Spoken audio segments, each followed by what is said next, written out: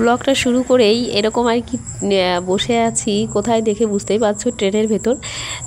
তো দেখে আর কি বলবো সেটা আমি বলেই দিচ্ছি যে কোথায় যাচ্ছি এরকম হট করে, মানে ব্লগ শুরু করেই ট্রেনে কেন, হ্যাঁ বাড়ি থেকেই ব্লগটা শুরু করতে চেয়েছিলাম কিন্তু ট্রেন ধরার তাড়ার জন্য আমি আর সেটা করতে পারিনি। তো যাই হোক, আমরা চলে এসেছি হচ্ছে আড়ংঘাটা। আর আজকে এত প্রচণ্ড ভিড় সেটা আর কি বলবো।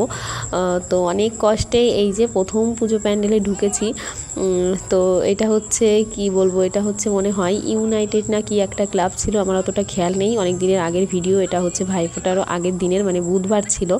তো ভিডিও এডিট করার আর সময় হয়ে ওঠেনি, আর অনেক ভিডিও আমার কাছে ছিল না সেই কারণে। তো যাই হোক, আমি ভাই আর তোমাদের দাদা ভাই মিঠি আমরা চলে এসেছি হচ্ছে আর আড়ংঘাটা ঠাকুর দেখতে। কালী পুজোটা আড়ংঘাটায় খুব সুন্দর হয়। তো এর আগে কোনো দিনই আমি আসিনি এইভাবে আর কি আড়ংঘাটায় কালী পুজো দেখতে। তো এই ফার্স্ট টাইম, আর এসেই প্রচণ্ড ভিড়ের মুখে পড়েছি। তো যাই হোক, হ্যালো এভরিওয়ান, গুড মর্নিং। কেমন আছো তোমরা সবাই? আশা করি সবাই খুব ভালো আছো। অবশ্যই এটা গুড মর্নিং বলা চলেই না, এটা হচ্ছে গুড ইভিনিং থেকেই ব্লগটা শুরু করা হয়েছিল। তো যাই হোক, মানিয়ে নিও আর কি। তো প্রথমেই এই ঠাকুরটা দেখলাম, তো প্রথমেই তো একদম ভীষণ ভালো লেগেছে, আর প্যান্ডেলটাও দারুণ হয়েছিল। তো তোমাদেরও একটু দেখালাম, কেমন লাগলো অবশ্যই জানিও। আর এই হচ্ছে আমি আর তোমাদের দাদা ভাই আর মিঠি, আর ভাইকে তো আগে দেখিয়েছি। তো কেমন লাগছে আমাকে সেটাও জানিও।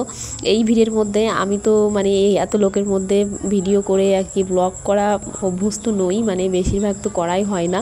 তো মোটামুটি মানে এত ভিড়ের মধ্যেও ফোনটা উঁচু করে যে ভিডিও করেছি সেটাই অনেক।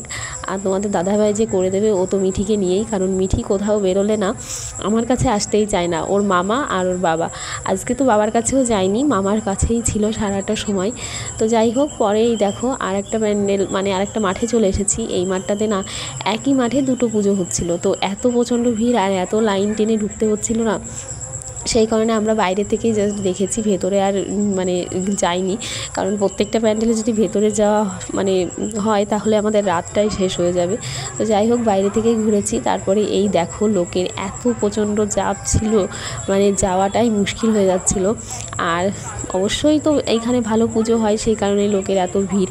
তো এই যে আর একটা প্যান্ডেল দেখতেই পাচ্ছ, এইটা না পুরোটা বই দিয়ে করেছিল। তো এটা ভেবেছিলাম আমরা ঘুরে আসার সময় মানে দেখবো, ঢুকবো, কারণ এখন একটু লোকের চাপ ভেতরে বেশি ছিল, অনেকটা লাইন ছিল। কিন্তু ঘুরে আসার সময়ও সেটা আর হয়নি। পরে দেখেছি যে অনেকেই রিলস করছিল, ভিডিও করেছে, সেগুলো দেখে দেখলাম যে বেশ ভেতরটা বেশ দারুণ করেছিল। তা যাই হোক, এখান থেকে আমরা চলে এসেছি পরের এই মাঠটাতে। আমি এতটা নাম টাম জানি না, তো এইখানে এসে দেখি একটা মাঠের মধ্যে তিনটে পুজো আর কি, তিনটে প্যান্ডেল, আর সবগুলোই তো দারুণ। আমরা অবশ্য একটার ভেতরেও ঢুকতে পারিনি, কারণ এত লাইন সত্যি বলবো কি, মানে বাইরে থেকে দেখেছি এটাই অনেক জাস্ট। আর এত লোকের চাপ তোমরা দেখতেই পাচ্ছ। আর বাচ্চা রয়েছে, মিঠি রয়েছে, ওকে নিয়ে এত ভিড়ের মধ্যে অবশ্যই যাবই না। মানে এই এসেছি অনেকটাই, কিন্তু এই এতটা টাইম ধরে লাইন টেনে যাওয়াটা মানে বেশ মানে কষ্টেরই ব্যাপার। তো যাই হোক, বাইরে থেকেই আমরা দেখেছি, অনেকটা টাইম এখানে ছিলাম, অনেকটা সময় ধরে ঘুরেছি, শুধু ভেতরটা যাইনি, সেটার একটা আফসোস রয়েই গেছে। তো যাই হোক, পরের বার আসলে হয়তো একটু সকালের দিকে আসবো, কারণ আজকে আসতে একটু দেরিই হয়ে গেছে।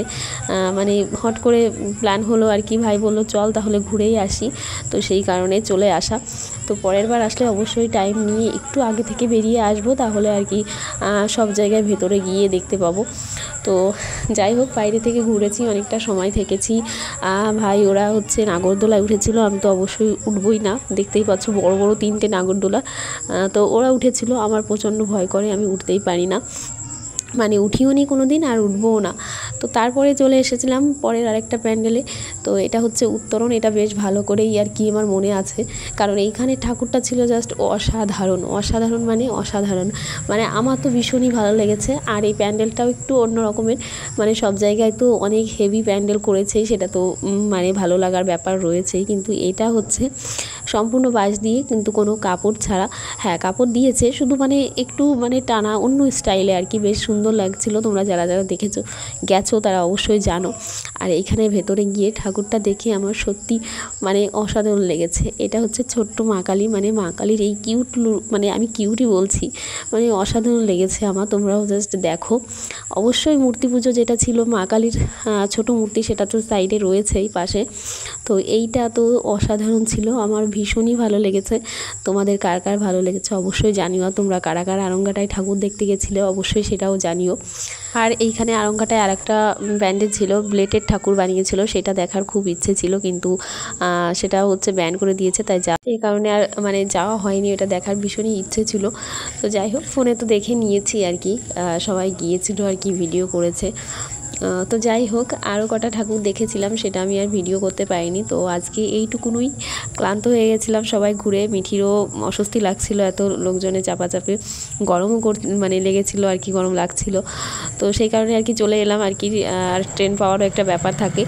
তো যাই হোক, আজকে ভিডিওটাই এইটুকুই। কেমন লাগলো তোমরা অবশ্যই জানিও। তো শেষে তোমাদের জন্য কয়েকটা ছোট্ট মুহূর্ত শেয়ার করলাম। তো আজকের মতন টাটা, বাই বাই। সবাই লাইক করো, কমেন্ট করো, অবশ্যই চ্যানেলটিকে সাবস্ক্রাইব করে দিয়ে পাশে থেকো। এটা তো আমার সবথেকে বড় তোমাদের কাছে আর কি ভালোবাসার একটা জায়গা, অনুরোধ। তো অবশ্যই রেখো। তো আজকের মতন বাই।